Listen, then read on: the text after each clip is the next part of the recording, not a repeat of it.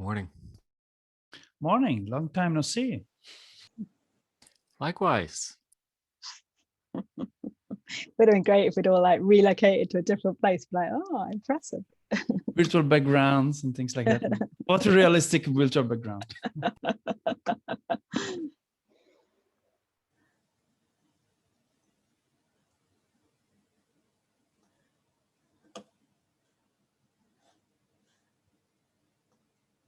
It's almost like deja vu, isn't it? Until Andrew joins, it can be. That was super surprising if Andrew drops in. I'm like, huh? Awesome. So, very quick look. Sorry, I haven't done my picture of MTTP. Grab it.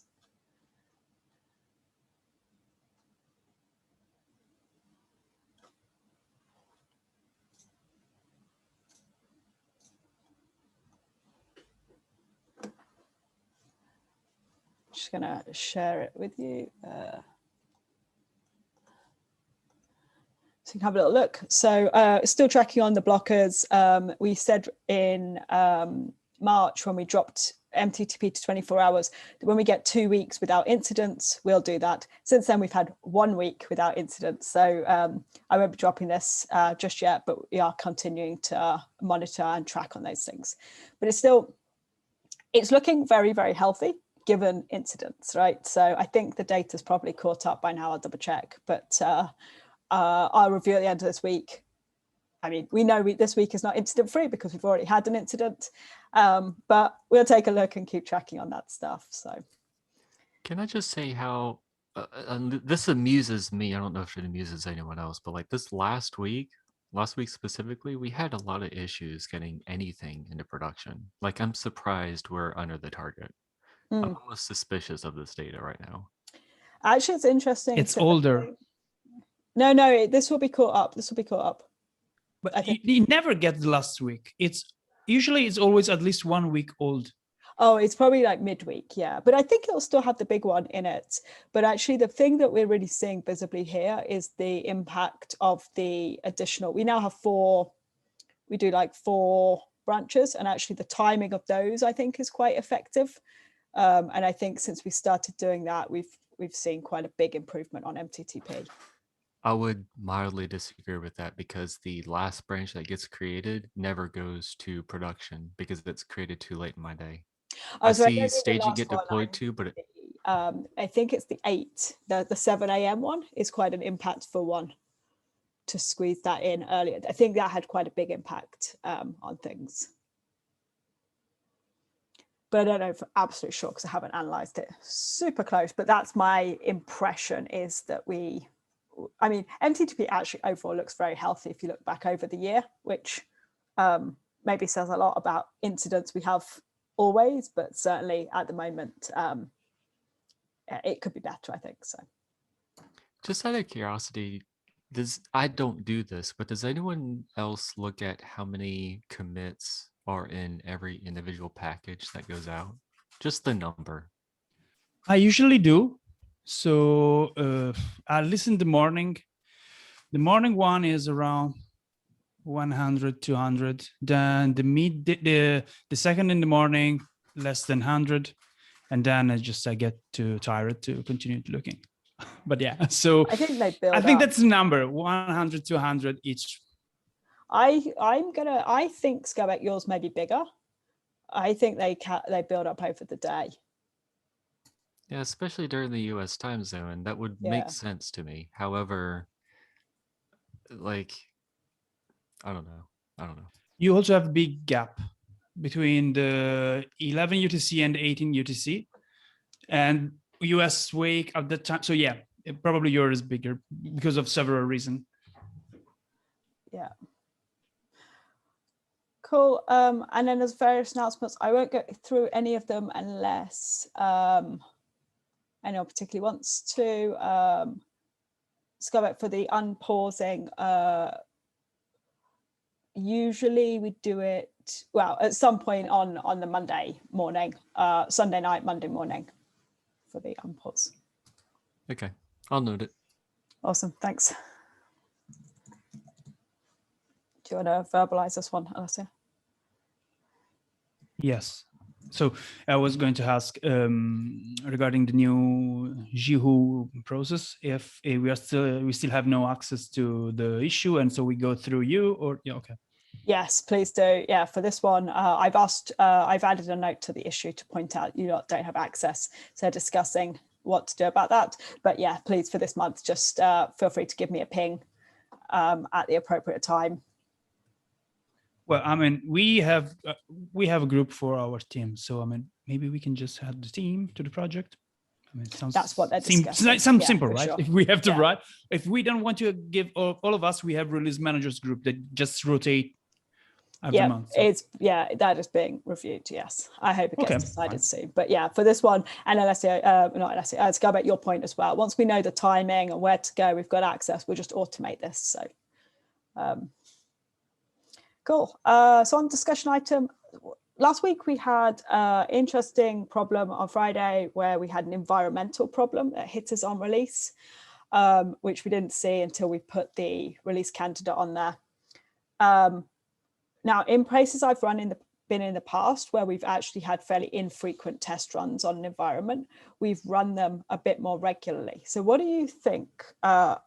Should we run the release test suite, say at the same time we cut the branch, or a couple of days before we intend to run the tests on the new release candidate? And then it maybe wouldn't have in this case, but at times maybe it will highlight environmental problems that we could be fixing ahead of the release candidate. Okay, so I understand this question. At first, I didn't fully understand it because, like, technically, from a technical standpoint, we ran QA on the package. It was just the RC that ran against pre-prod prior to it becoming an actual package that ran on the release instance. Yes. So I do agree we should probably run QA on a regular basis on the release instance. Right now, we currently do not. We already do that in staging and Canary on a regular cadence. Like, I think they're daily, if not more often. But for the release instance, we could probably run that, say, weekly or something, and that should suffice, I would imagine. Yeah. Okay. I'll open up an issue. We can do that. Just might separate out what's a release candidate problem versus what's a release environment problem. Yeah, because this is a problem that happened late in the EMEA evening. The one that Robert you were looking at the regular expression. Is that one? Yes. Was it the regular expression? Yes. Yeah, right, yes. It was an email removed from and the regular expression was not matching, if I remember. So that one was just specific to pre. So it was not about RC. It was, in that case, I mean, doing an extra RC wouldn't have saved us from this problem because it was just deploying to pre. Okay, fine. On the that release environment.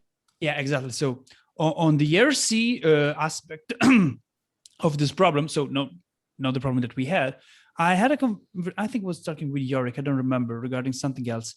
I had a proposal to run regular RC creation from previous stable branch, so that we exercise the full RC pipeline more often instead of just 2 days before the release, that you never know what can happen. So I just give you an example here, which is, so it's easier to figure out what I'm talking about. Instead of waiting for the 18th to run the 14.0 RC42, we start doing 13.12.1, whatever, RC number X right now. So, I mean, right now it's not important because we did last week, but maybe next week we run an RC for the current stable branch, so that it doesn't generate random stable branches or things like that. It's the 14.0 is untouched, but we still test the release pipeline and everything for RC candidates, and as well as the environment. Yeah, which is pre. Yeah, pre. The only thing that makes me shy away from this is, like, last week when we had the issue with database migrations taking 18 plus hours, if we have a situation where we end up reverting something, we now have 3 environments where we potentially need to do some database work on. It's an empty package because it's from the stable branch. There's nothing on the stable branch. It is exactly the same package that is already running there with a different name. So the only change is the version file. Okay, never mind then. I mean, it's an important distinction, right? Yeah, it's a really good point, right? So there's kind of no risk. It's just testing. I mean, there's always risk, but in theory, it's just testing release tools pipeline. And so the deployer and release tools. I like the idea. I think anything we can do to separate out just the number of question marks that come in on that last week would be good. One thing I will have to do is just tie that into the GHU process. So just give them a heads up on at these dates, this stuff happens and here's what they need to do, which I can absolutely do. Do you know if we already have an issue for this, Alessio? I know maybe it was I don't remember. Comment in on somewhere. I don't remember what I was discussing this. It was an issue or on Slack with Riorik.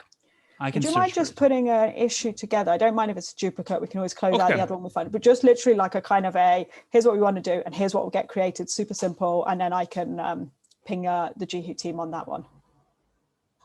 Because yeah, I think this is a good idea. Is there anything else that we want to prioritize? So I've updated the priorities, and the board already has a bunch of these things, and Robert's already cracking through a ton of them already. But like, is there anything else that as release managers would maybe make 14.0 easier if we actually changed it or built it or fixed it before we get there? I created a tiny issue this morning. It's a small quality of life improvement related to environments being locked because a deployment may fail, and the fact that we need to go in and swap an environment variable and swap back after we retry a job. And same with the rollback pipeline, we had the same procedure. So I don't think that's a requirement for 14.0. I just think it's a nice quality of life improvement we could work on potentially. I'm sure there's more, but that's what I thought of this morning at least. That makes sense. I think, yeah, for this month, don't be shy. Any of those things, don't feel like it has to be the big justification. If we can see improvements that will make release management easier, drop an issue in, give me a shout, and let's see what we can do with those. And also well done for everyone last week. Like, great team effort, great release management. And Saturday was not stressful at all, which I was hugely relieved about. So yeah, thank you. Well done. Any issues with the package cloud instance at all? Same. Yeah, Henry retried it a couple of times. Yeah. Do we have got there in the end. Address that yet? We haven't, but yeah, I'll ask Henry to raise something tomorrow because we should take a look at that. Awesome. Myra, you have the next one. Yep, thanks. So I wanted to discuss what is everyone's workflows to unblock team members, because well, on the backend side, now that we are down by one team member, I am receiving multiple pings, whether they are individual pings or whether they are group pings. So what I do to try to prioritize that is that every morning I review my to-do list, and if I see a ping from a team member or from the group, I normally try to prioritize that. So every time someone pings me, I aim to respond within the 24 hours if it is from the team, from the delivery team. If it is by someone else, well, I also try to respond very quickly, but it is not on my priority list. I think responding within the 24 hours is quite acceptable. 48 hours might be okay-ish, but more than 48 hours, that means that I am blocking someone, and that is something that I don't want to do. So yeah, basically that is my workflow, checking my to-do list, prioritizing my mentions, and well, respond. I don't know if anyone else has a better workflow, or what do you do in this situation, or do you feel that your mentions have increased? I'll follow a similar procedure, but there are certain times where usually I'll try to quickly read up on what the actual issue is. Like Amy pings us all the time on things, but it's unreasonable for me to drop everything I'm doing and respond to everything she pings me on within 24 hours. So stuff like that, I'll just try to figure out, can I respond later? And if I can, that's precisely what I end up doing, is just I'll leave it in my to-do list for a longer period of time. I don't set myself to a certain set of like respond within X amount of hours, unless it's. I also look at the priorities on an issue too, but I think you and I follow a relatively similar procedure though.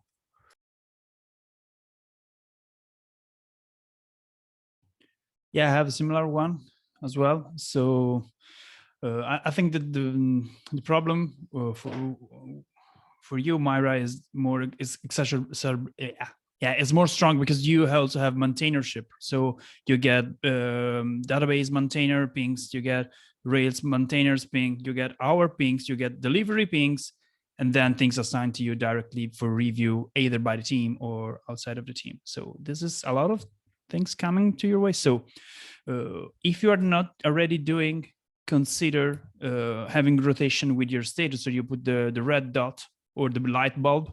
So just for a couple of days, you get less things coming your way. This is an extra suggestion, but I do scan through ToDos like you, and if it's a group mention, it goes below in my priority list. If it's a direct mention, then if it's from our teams or not, then I try to handle things in a different way. Yeah, this is what I'm doing. Myra, consider hiring an assistant. I already have one, but it is quite lazy. So he's sleeping like all the time and not very helpful. So I'm gonna fire him. Well, thank you everyone for your ideas. Just haven't said anything because I don't have a better idea. I'm a bad dog fooder and still work off of email. So my to-dos are just, I think I have to-dos going back here. So I was gonna say, yeah, I when you're like, oh, a day is a long time, I'm like, lucky people who only have to wait a day for me. The good thing is sometimes things get closed out before you forget to them, so it saves work. Well, I think if all of us aim to answer each of us based on priority and within less than 24 hours, then I think we should be fine and unblock everyone. So that's awesome.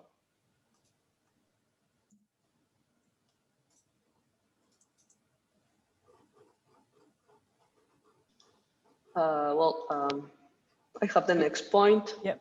Yeah, okay. I just want to add something to this one very quickly. So at least for me, if I'm blocking someone, just ping me, because I try to prioritize accordingly, but sometimes you just quickly look at something and say, maybe this can wait, and maybe this can't wait. So no problem at all. If something is important, if something is a blocker and you need a quicker answer, just ping me. I mean, I'm just giving this as a general advice. So if I need something, I usually ping someone. And please don't see this as some kind of rude or me trying to just go over your priorities. I'm just making you aware that this is important. And because maybe with the to-do, this is not very clear. So just. Yeah, it's a really good point, actually. I think first true for anyone, like if you're blocked, then just letting them know that is a great, like, FYI. And either they still don't have time, or in most cases, people can reprioritize stuff.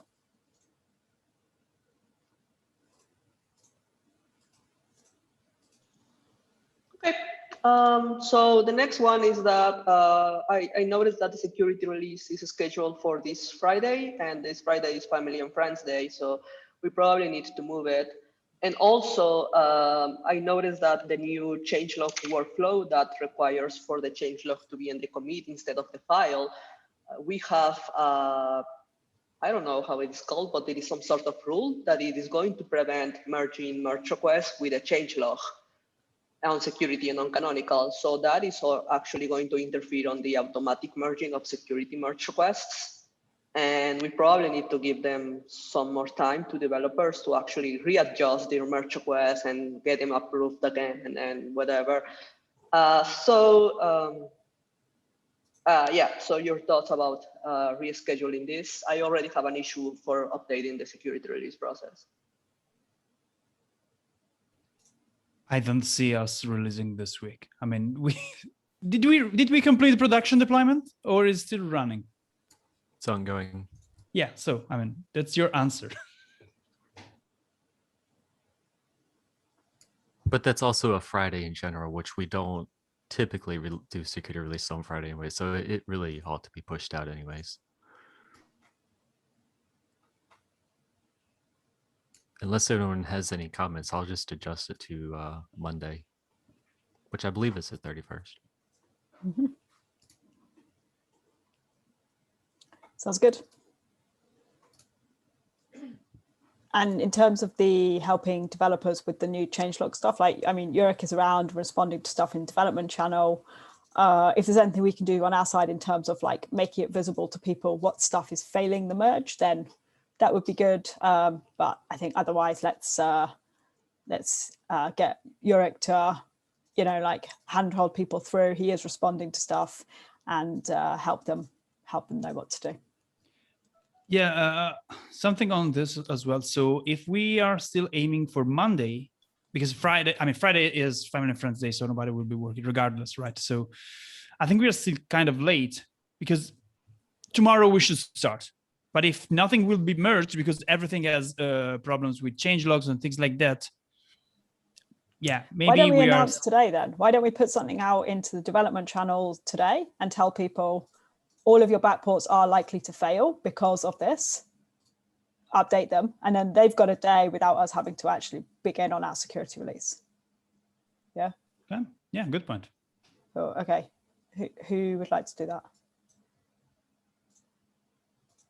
I'll volunteer Myra since she's got the issue for adjusting the language and the templating already assigned to her. Actually, that's a good point in terms of actually, Myra, it might be good to get that done like as soon as you can, and then you can use that as the kind of basis for the message, right? And feel free to use the notify command and just broadcast it around, but just tell people we updated the process based off this. You need to update your backports. They will fail as is, and then they can all just take action. Yeah, sure, I can do that. Super, thanks, Myra. Sorry, Maya, that was kind of unkind of me. I also just merged Myra's change to the template because I thought her asking about unblocking was a subtweet about me. So great. Nice. Okay, great. So yeah, let's push that out to people and make them aware the process did just change and here's what they need to do. Awesome. Thanks, everyone. Great.